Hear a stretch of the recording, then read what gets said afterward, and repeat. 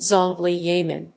The Zongli Yamen traditional Chinese, Zongli Yamen, simplified Chinese, Zongli Yamen, pinyin, Zongli Yamen, Wade Giles, Tsung3-li3 Ya2-men2, short for Office for the General Management of Affairs Concerning the Various Countries Zongli Yamen, also known as Prime Minister's Office, Office of General Management, was the government body in charge of foreign policy in Imperial China during the late Qing dynasty. It was established by Prince Gong on 11 March 1861 after the Convention of Beijing. It was abolished by the Qing government in 1901 and replaced with a Foreign Office of Ministry rank. The former site of the Zongli Yamen is now located in Dongtangzi Hutong, Dongcheng District, Beijing. Nearly all the buildings are preserved in good condition. Meaning of name.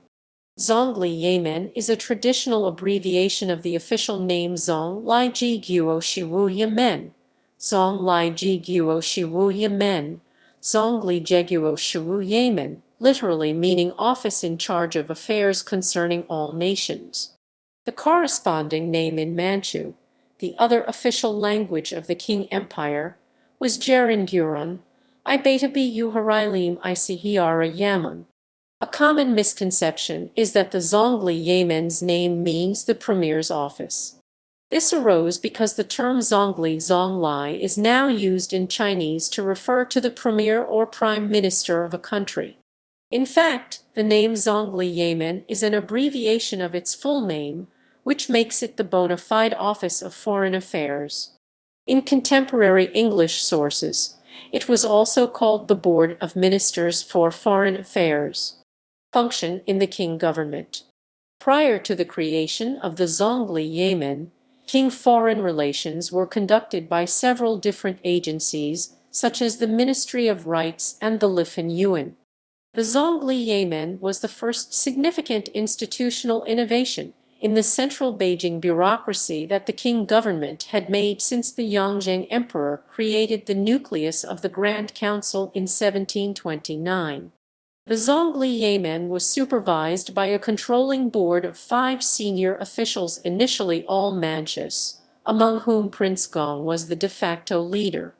In their discussions on establishing the new agency, Qing officials reiterated that it was only to be a temporary institution, maintained until the current foreign and domestic crisis had passed. The Zongli Yamen had a relatively low formal status in the Qing administrative hierarchy, and its members served concurrently in other government agencies, which further weakened its position. Furthermore, the Zongli Yamen was not the sole policy-making body in foreign affairs, a prerogative which still rested in the hands of the emperor.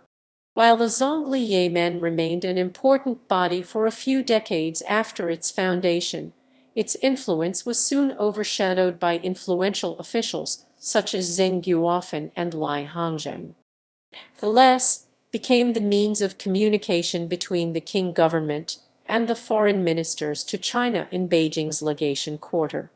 The successor to the Bureau of Translators, the Tongwen was set up by the Qing dynasty for translating Western languages and subordinated to the Zongli Yamen instead of the Hanlin.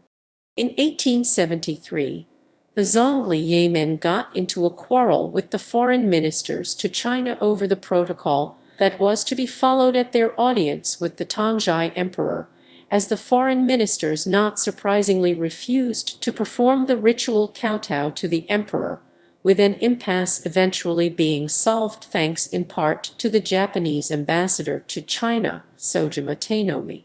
Similar protocol would be followed in 1891 with the minister's audience with the Guangxu emperor. Following the Boxer Rebellion, the Qing government was forced to change its foreign service.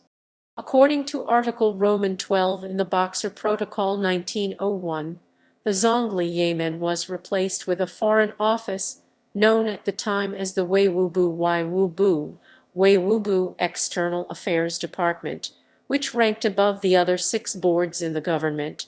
As the course of subsequent events made clear, the Weiwubu was as ineffective in the establishment of good relations between China and the outside world as the Zongli Yamen had been.